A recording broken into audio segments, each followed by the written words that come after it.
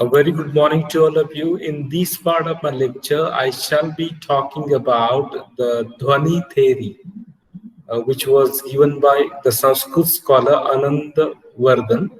Of course, it was also written by Abhinav Gupta.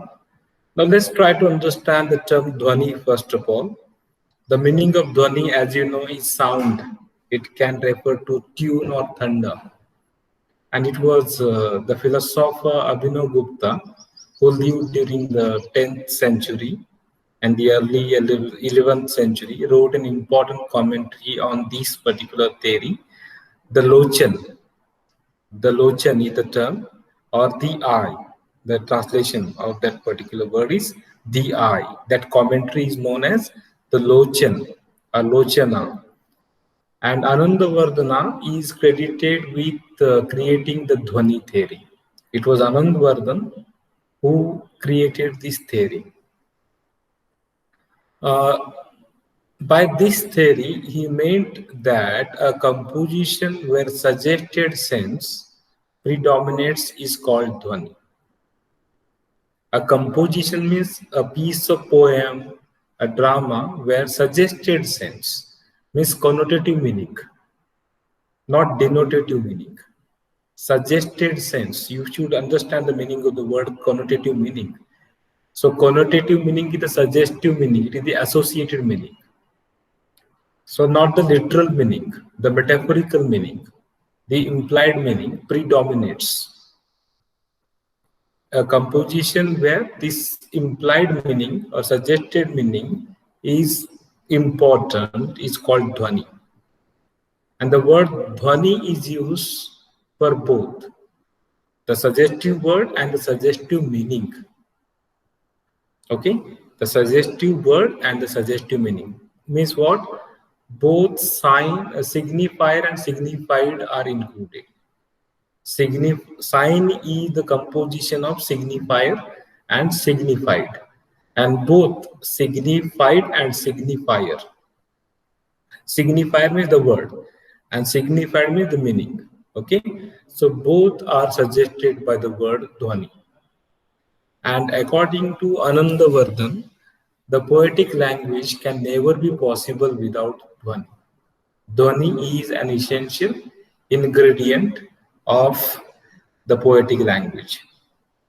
Means Dhwani, by Dhwani he meant the suggestive word and the suggestive meaning. Now let's try to understand this correlation between Rasa theory and Dhwani theory. So these are the most important poetic theories of ancient India.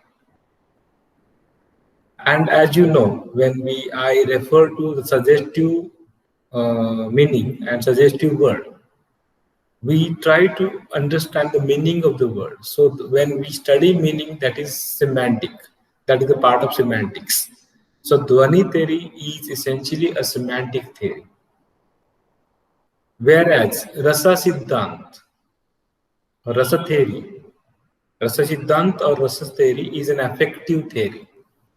Now you should understand the difference between a semantic theory and an affective theory. Affective means something which appeals to your emotions. Affection, you might be knowing the term affection. So that is affective theory.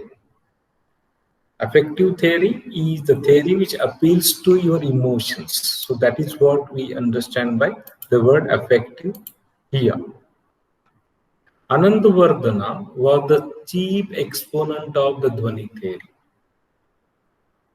And Abhinav Gupta had made significant contribution thereafter. But originally it was proposed by Anandavardhan, and an equivalent person, Abhinav Gupta, had made significant contribution to this theory once Anandavardhan came up with it. His commentary serves as an important document for understanding Dhwani theory. And we just now misunderstood in the first slide that the word Dhwani literally means sound. But this theory does not deal with the function of sound in the musical sense. Means dhwani has nothing to do with phonology or phonetics here. Although literally the term dhwani means sound, but it does not have to deal with the function of sound as we understand it in the context of music. Means it has nothing to do with the rhyme, rhythm, etc. So that is what we need to know before we understand this theory. So Anandavardhan talked about this theory, the Dhwani theory, in his book Davanya, Davanya Loka. That is the title of the book by Anandavardhan. And he referred to this theory, he propounded, he talked about this theory in this book. So this theory, considers the indirectly evoked meaning, not direct meaning. As I mentioned earlier, not denotative meaning. It talks about the connotative meaning, suggested meaning. Now let's understand. I am sure that you studied semantics in your TYBA. In that you understood the meaning of the words denotative meaning and connotative meaning. Denotative means literal meaning. For example, the word man or woman. When you understand the meaning of the term woman, the conceptual meaning of woman is plus adult, plus human, and minus male. But woman, when woman is associated with what we call emotions, motherly figure, etc., that is the evoked meaning, indirect meaning, or suggestive meaning. So this has the characteristic feature of literary utterance. This indirectly evoked meaning becomes very important. And this feature separates and determines the literary language from other kinds of discourse. So while understanding foregrounding, etc., the Russian formalism, we understood certain what we call words, terms related to the literal meaning and the metaphorical meaning. So this feature, the suggested meaning, the connotative meaning, makes the language of literature different from the ordinary language. And Anandavardhana maintains in this book, Davanya Loka, that rasa is always suggested. It is not directly, mentioned. It is suggested. And the best poetry is based on suggestion, implied meaning, indirect meaning, evoked meaning. And that is the soul of poetry. This is how poetry is different from our ordinary uses of language, the language of poetry, and our day-to-day activities. It is different, or poetry is different from other forms of language, in science and other subjects. It has got suggested meaning, not the direct meaning. And this theory came to be known as Rasa Dhwani theory. So we understood that rasa can never be evoked by using words excessive of the emotional state like love, sorrow, anger, wonder, etc. But these emotions are realized by evocative presentation of an idea or situation, not by direct words. It is evoked by indirect suggestion. For example, if somebody expresses love by using language, that is not effective. The way the person expresses that particular expression or statement by using acting. So that is the evocative presentation of an idea or situation. The way the things are dramatized on the stage. So these emotions are realized by the evocative presentation of that idea or situation. So this evocative presentation of an idea or situation or action or characterization is called dhwani. Dhwani is the presentation. In other words, we can say. So Anandavardhan extends the scope of rasa to poetry by combining rasa with his Dhwani theory. You should understand that Dhwani and rasa are not different concepts. They are not conflicting concepts. You should understand that Dhwani is the technique of expression, okay, presentation, where rasa stands for the ultimate effect of poetry. What happens to the audience after the presentation? That is rasa. Rasa is affective.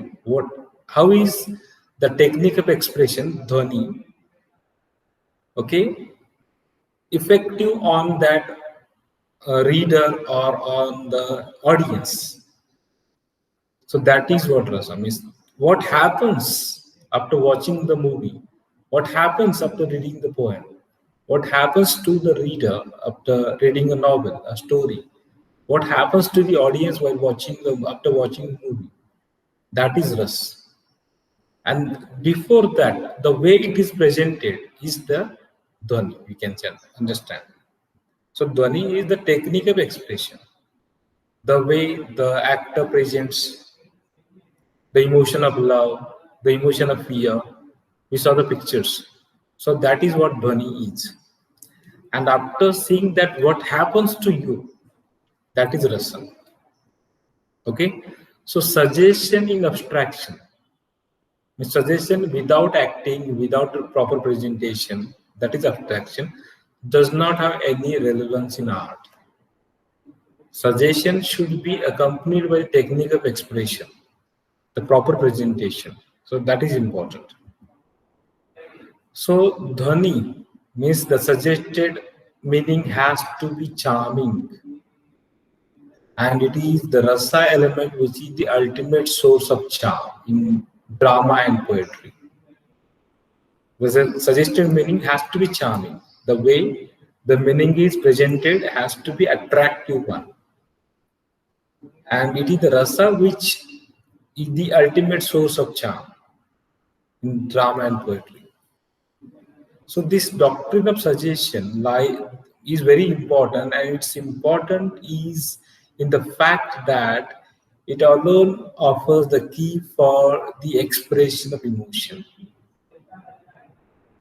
So in other words, in short, we can say that Anandavardhana's concept of dhwani is encapsulated in the maxim Kavyastama Dhwani. The Atma, the soul of Kavya is Dhwani. And the way this is presented causes rasa. So this is how Anandavardhan associates Dhwani with rasa theory, which becomes Dhwani and rasa theory.